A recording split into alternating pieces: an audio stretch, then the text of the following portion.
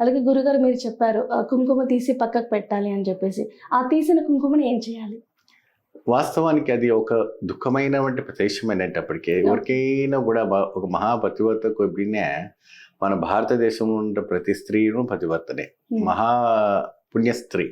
ఎందుకంటే ఏ ఒక దేశంలో కూడాను ఏ స్త్రీని కూడా ఒక దేవతగా ఆరాధించి పూజించబడదు.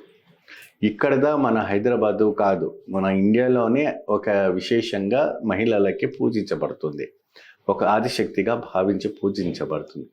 అటువంటి ఒక ఆదిశక్తికి ఆ కుంకుమ కింద పడటం వల్ల ఉండవంటి బాధ చాలా దుఃఖమైనటువంటి ఒక విషయం. చాలా కంగారు పడిపోతూ రోజంతా దాని గురించి ఇలా జారిపోయింది అప్పుడే పక్క వాళ్ళకి ఎదురు వాళ్ళకి అందరికి కూడా డిస్కస్ అవుతూ ఉంటుంది. సో మీరు కంగారు పడే విషయం ఏం లేదు. ఆ రోజున కుంకుమ పడినదంతా కూడా